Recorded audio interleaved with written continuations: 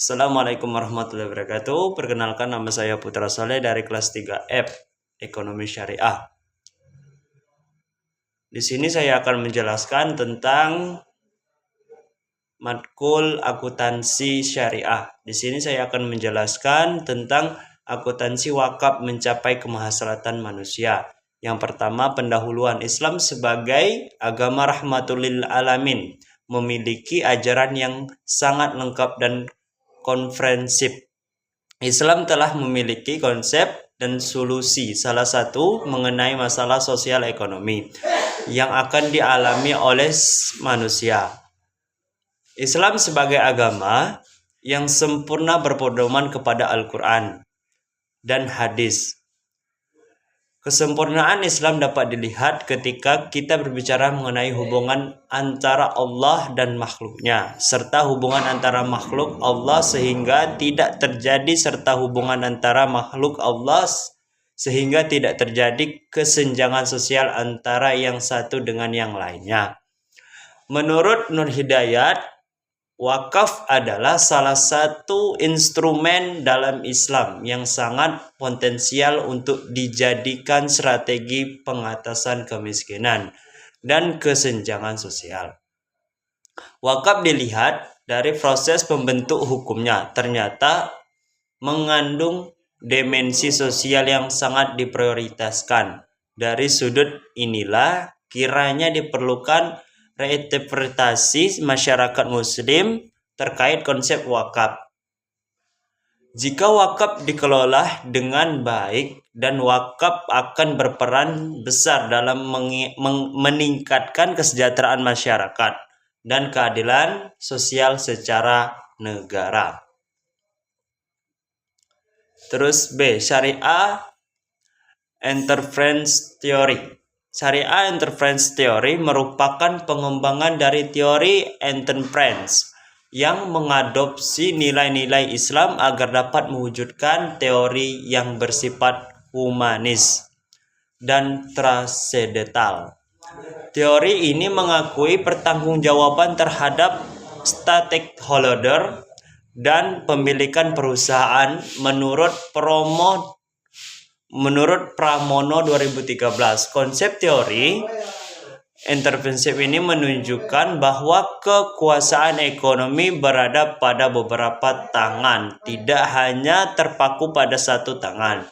Oleh karena itu, teori intervensi direkomendasikan untuk suatu sistem syariah, mengingatkan syariah melarang beredarnya kekayaan hanya di kalangan tertentu saja. Syariah intervensi teori memberikan bentuk pertanggungjawaban baik secara vertikal maupun horizontal. Pertanggungjawaban secara vertikal yaitu kepada Allah, yang merupakan pertanggungjawaban yang paling utama, karena pada teori ini menjelaskan bahwa aksioma terpenting yang harus mendasari dasar setiap penempatan konsepnya adalah Allah sebagai pencipta. Kemudian pertanggungjawaban secara horizontal yaitu kepada manusia, lingkungan, dan alam sebagai bentuk pertanggungjawaban secara horizontal yaitu sesama manusia. Konsep syariah intervensi teori ini menyajikan laporan nilai tambahan yang berguna untuk siapa nilai tambah yang diperoleh telah didistribusikan. Syariah intervensi teori ini menjelaskan bahwa kesejahteraan tidak hanya diperuntukkan oleh pemilik modal. Dengan demikian, pemilik modal maupun pengelola modal harus saling menjaga amanah dengan mengingat bahwa segala tindakan akan diminta pertanggungjawabannya. Menurut Hafid 2018, Syariah Interference Theory ini dibangun berdasarkan metafora amanah dan metafora zakat yang lebih menghendaki teori lebih menghendaki keseimbangan antara sifat egoistik dan altruistik. Syariah intervensi teori memiliki cakupan akuntabilitas yang luas, akuntabilitas yang luas, peningkatan agar akuntansi syariah selalu terhubung dengan nilai-nilai yang dapat membangkitkan kesadaran ketuhanan. Berfungsi sebagai tali pengikat agar akuntansi syariah selalu terhubung dengan nilai-nilai yang dapat membangkitkan kesadaran ketuhanan.